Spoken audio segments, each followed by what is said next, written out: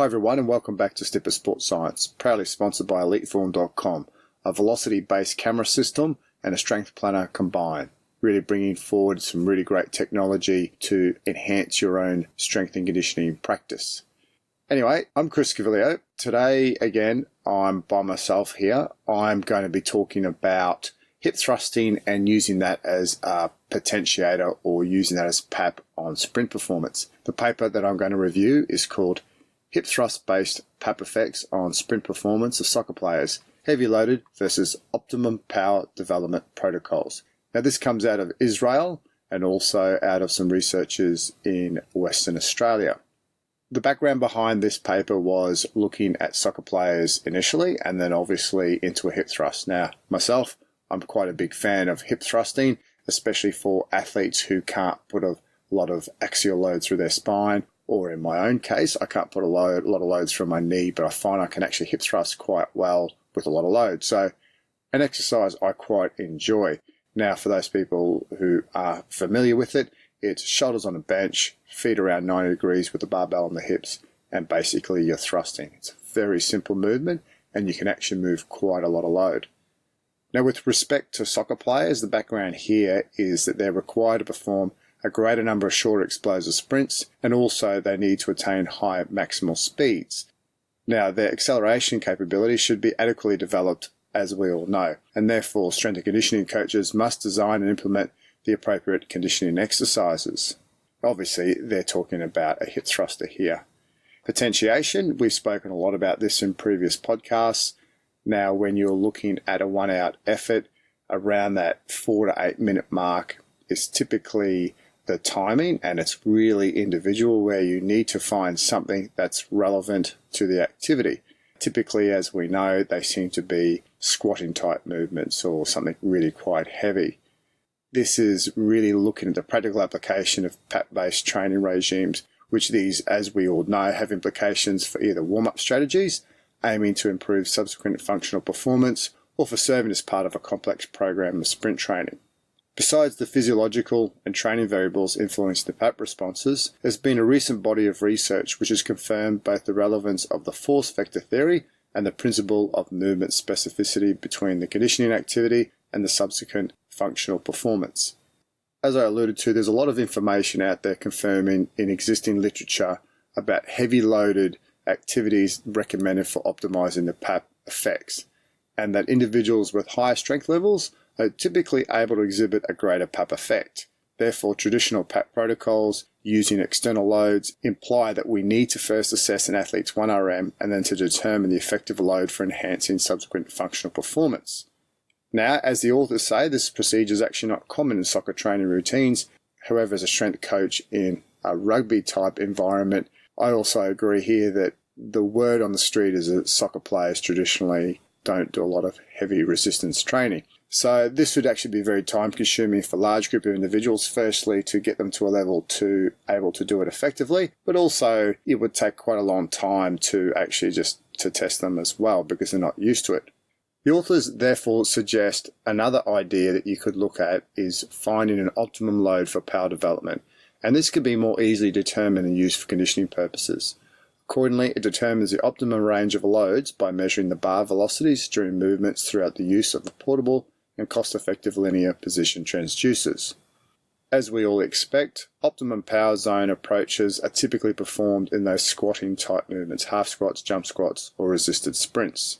Therefore, bringing this all together, the primary purpose of this study was to investigate the effects of barbell hip thrust based PAP protocols with either using an optimum power or a heavy load type protocol on subsequent sprint performance amongst young soccer players. It was hypothesized that both of these barbell hip thrust based protocols would induce positive acute PAP effects due to the high similarity between this conditioning activity and the functional sprinting task. Finally, they aimed to verify whether individuals with higher barbell hip thrust strength and power levels are able to express any PAP effects to a greater degree over time in comparison with teammates presenting lower mechanic capabilities. And as we know with previous research, those with higher strength levels tend to be able to use this PAP effect to greater effect with their sprinting performance. When you look at the participants, they use 18 elite male soccer players, aged around 19 years of age, 180 centimetres, and around 76 to 80 kilos in body weight. They were members of an under-19 football team, and they volunteered to participate in the study. And this is really good to know. They had at least 4 years of high-level soccer practice and at least 3 years of resistance training experience. In addition, the whole sample presented at least 2 years of barbell hip thrusting training background, since this exercise was included and prescribed as part of the weekly resistance training program. This is really important. They've been trained in the gym for a while, and they're also very used to this actual exercise. So the learning effect, we don't have to worry about here. A crossover design was used to compare the effects of 2 different PAP protocols on subsequent 5 metre, 10 metre and 20 metre sprint performances. The athletes completed 2 familiarisation and 2 experimental sessions, including a standardised warm-up, baseline sprint assessment, the PAP stimulus based on either the 2 protocols, and sprint reassessment after 15 seconds, 4 minutes, and 8 minutes of passive recovery. Now this brings into the effect that we know somewhere between 4 to 8 minutes is optimum recovery period between a PAP stimulus and the actual activity. The order in which the protocols were completed was counterbalanced and was determined by block randomization. The 2 different types of loading protocols for the PAP was using either 85% of a 1RM or a load for optimum power development. And this optimum load power development was, as I said earlier, determined using that linear velocity transducer. Now back to how they equated the hip thruster workloads between the 2 experimental trials. Now they used a formula here to equate volumes between the 2 different workloads, between the 85% of 1RM and the peak power loadings. And what they did here was this determined the number of repetitions the athletes had to perform during the potentiation protocols to approximately equate the volume between the conditions. For example, considering a given subject with a hip thruster 1RM equal to 160 kilos and nominal loads for the 85% and peak power potentiating load of 136 and 100 kilos respectively. The loads between the 2 protocols was you divide 136, so that's 85% of 160, over 100 kilos. Now once again, that 100 kilos was the peak power loading, and that was 1.36. So in the 85% of 1RM PAP protocol, or the 85 PAP protocol, they did 3 sets of 6 repetitions, and they used a loading of 136 kilos, and the total tonnage was about 2.4 tons. Therefore, what they did here was that the peak power protocol, to make it a little bit more even, they actually did 3 sets of 8. And how they got this was they used 3 sets of 6, and those 6 reps multiplied by that coefficient ratio, 1.36, and that was around 8. Once again, the tonnage was pretty similar, around 2.4, actually just a little bit less. A little bit confusing perhaps over the podcast, but if you actually go through the paper, it makes really clear sense how they try to equate that. Just going through the procedures in a little bit more detail, once again with the hip thruster assessment, they got their 1RM and they used their 85% of 1RM, and they also calculated the loading for the hip thruster, which gave them their best peak power. So they had 2 measurements there, 85% of 1RM and the load which gave the best peak power output. They did 20 metre sprint tests, and this was used using electronic timing gates. And as I said earlier, they used splits of 5, 10 and 20 metres from the start line.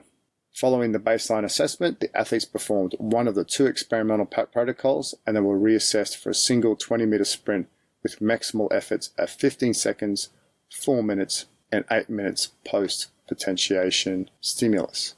Moving on to the results and the discussion put together, I think this is actually done quite nicely here. According to their main hypothesis, both protocols were effective in inducing improvements in sprint abilities, with the peak power PAP stimulus achieving meaningful greater effects than the 85% of 1RM potentiating stimulus. Compared to the baseline assessment, the profile of the potentiating effects showed enhancement after 4 minutes, while the optimal recovery time in achieving maximal benefits after both protocols was 8 minutes. Therefore here, they showed that a hip thruster can actually be used as a really good potentiator for sprinting. And obviously that 4 to 8 minute mark, although individual, is actually optimum for performance, more so leaning towards the 8-minute recovery time. In the discussion, they looked at a mechanical perspective where the biarticulate muscles of the lower limbs, such as the knee extensors and the hip extensors, well known to be determinants of multi-joint movement, such as in the accelerations of sprinting, may be highly recruited and involved throughout the hip thruster exercise. Therefore, the combination of a high neuromuscular recruitment of the relevant muscles involved in the sprint task and a proper direction of the resistance force vector relative to the body during conditioning activities. So in other words, you're doing a hip thruster going vertically, although if you would be in a more upright position, it would be that same horizontal position. So your hips would be going forward, may have produced that acute beneficial biomechanical adaptation. And as we know, to do a heavy squat can actually have that high axial compressive loading, can be quite difficult. Whereas I definitely know, and I'm sure a lot of people out there could attest to, a heavy hip thruster doesn't have that same compressive force, obviously, but doesn't have that same, fatiguing factor that could be produced from an 85% of 1RM squat. In general, the authors thought that the use of the hip thruster exercise using the optimum power load approach appears to be preferable over other PAT protocols, and they used effect sizes to try and justify this, where they showed that relatively lower effect sizes of less than 0.5, induced by a variety of conditioning activities commonly implemented to potentiate sprint activities, such as heavy loaded squats, loaded counter movement jumps, loaded sled pull exercises, and either loaded or non-loaded plyometric exercises, as demonstrated in other people's studies. They seem to say that because they had a stronger effect size using a hip thruster, that this potentially could be a more optimal and preferable stimulus than these more traditional type activities. But once again, here they obviously had a warning that this conclusion should be made with caution, given that such differences may be due to other variables influencing the magnitude of potentiation, such as the subject's fitness characteristics, individual training experience, and strength levels. As we know, it's nice to have that disclaimer there, but it's actually nice to think about these different options that we could be doing with our athletes. One of their practical applications and recommendations here was that training programs designed to improve sprint acceleration performance should focus on increasing power development by improving its force and velocity components.